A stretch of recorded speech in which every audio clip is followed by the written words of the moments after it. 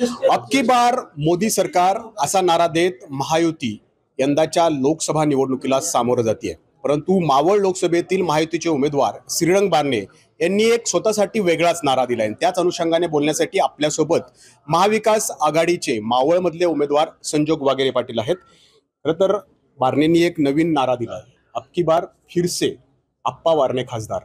हा नारा दिल्यामुळे काही धडकी वगैरे भरली का तुम्हाला? असला धडकी भरण्याचा प्रकार कधी आपल्याला म्हणजे आजपर्यंत आलेला नाही आणि असले नारे खूप मी ऐकलेले आहेत। आणि याच्यामध्ये जनता मतदार राजा हा अबकी बार महाविकास आघाडी का उमेदवार असाच नारा आज मतदार राजांनी दिलेला आहे। तर तुम्हाला ओळखत नाही कुणी असं बारणे अनेकदा या ठिकाणी म्हणलेले आहेत। आमच्याकडे बाईट देतानाही ते बरेचदा बोलतात। मग अनोळखी उमेदवाराला पाडण्यासाठी नरेंद्र मोदींना सभा घ्यावी लागते। याच्यामध्ये म्हणजे आदरणीय पंतप्रधान नरेंद्र मोदी साहेबांचा मला मनापासून आदर आहे, त्यांच्याबद्दल मला काही बोलायचं नाही। परंतु त्यांनी आदरणीय पंतप्रधान साहेबांना सांगितले का मी समोरच्या व्यक्तीला समोरच्या उमेदवाराला ओळखत नाही आणि तुम्ही माझ्यासाठी प्रचाराला यावं असं काय सांगितले का? त्यांनी जर त्यांना कल्पना दिली असती तर मग मोदी साहेबांनी त्याच्यावरती काय उत्तर दिलं असतं हे समजलं असतं। परंतु मोदी साहेबांना या ठिकाणी यावं लागतंय, तर याच्यातनंच आपण ओळखून घ्यावं की त्यांना त्यांचा पराभव समोर दिसतोय असं त्यांना वाटल्यामुळंच आदरणीय पंतप्रधानांना त्यांना बोलावं लागलं। महायुतीमध्ये मोठी खदखद आहे असं अनेकदा चर्चा सुरू आहे, अनेकदा तसं समोरही येतं। आणि तुम्ही पण म्हणता की राष्ट्रवादीचे बरेच अजित पवार गटातले पदाधिकारी तुम्हाला नेहमी वारंवार इकडं तिकडं असं प्रचारादरम्यान या ठिकाणी भेटत असतात आणि हीच खदखद दिल्लीपर्यंत पोहोचली आहे। त्यामुळे एक दिल्लीचं 6 जणांचं पथक मावळ लोकसभेत आलेलं आहे आणि बारणेंचा नेमका प्रचार कसा सुरू आहे, राष्ट्रवादी प्रचार करतंय का, भाजप प्रचार करतंय का, ही पाहण्याची वेळ त्यांच्यावरती आली आहे। आता त्यांना जर मी अनोळखी उमेदवार वाटत होतो किंवा ते मला ओळखत नव्हते तर याच्यावरूनच समजायचं की आज समजा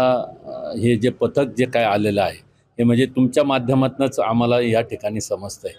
तर ह्याच्यावरूनच त्यांच्या बाबतीतलं त्यांच्या महायुतीमध्ये त्यांच्यावर किती विश्वास आहे हे ह्या पथकावरूनच कळतं की ते पथक या ठिकाणी प्रचारासाठी आले। संजोग पाटील म्हणून एक अपक्ष उमेदवार या ठिकाणी उभे आहेत आणि त्यांचा अर्ज भरण्यासाठी बारणेंचे समर्थक त्या ठिकाणी होते। तसा लोगो पण मोदी यांनी बारणेंचा त्यांच्या बिल्ल्यावरती होता, खिशावरती होता। तरी ते म्हणतायत की मी कोणताही असा उमेदवार दिलेला नाहीये, विरोधक विनाकारण त्याचा या ठिकाणी इश्यू करतात। नाही, आम्ही इश्यू केलेला नाही, आपल्या माध्यमातूनच म्हणजे मी प्रेसला पाहिलंय, TV चॅनलला पाहिलंय, जो अर्ज त्या उमेदवाराचा भरण्यासाठी लोक आली होती तर ती त्यांचा जो खिशाला बिल्ला आहे त्यांचा फोटो आहे, मोदी साहेबांचा फोटो दिसतोय। तर ह्याच्यावरून समजायचं की त्यांनीच त्यांच्यासाठी समर्थनासाठी ते आले असावेत, हे तर स्पष्ट चित्र दिसतंय। कारण की ते त्यांचा अर्ज भरण्यासाठी त्या ठिकाणी ते उपस्थित होते, तर याच्यावरून स्पष्ट आहे की ते त्यांच्या मार्फतच तो अर्ज भरला असावा। संजोग वागेरे पाटील हे अनोळखी उमेदवार आहेत असं श्रीरंग बारणे अनेकदा या ठिकाणी म्हणत आलेले आहेत। मग अनोळखी उमेदवाराची सभा घेण्यासाठी पंतप्रधान नरेंद्र मोदींची गरज श्रीरंग बारणेंना का पडली? त्यांनी मोदींना सांगितलं होतं का की माझ्या समोरचे उमेदवार अनोळखी आहेत? अशी या ठिकाणी मार्मिक टिप्पणी संजोग वागेरे यांनी या ठिकाणी केलेली आहे। आणि दिल्लीचं जर 6 जणांचं पथक या ठिकाणी येत असेल म्हणजे महायुतीचा श्रीरंग बारणेंवरती विश्वास राहिला नाही का, असा प्रश्नही वागेरे यांनी उपस्थित केलेला आहे। नाजिमुल्ला, ABP माझा, पिंपरी चिंचवड। ABP माझा, उघडा डोळे बघा नीट।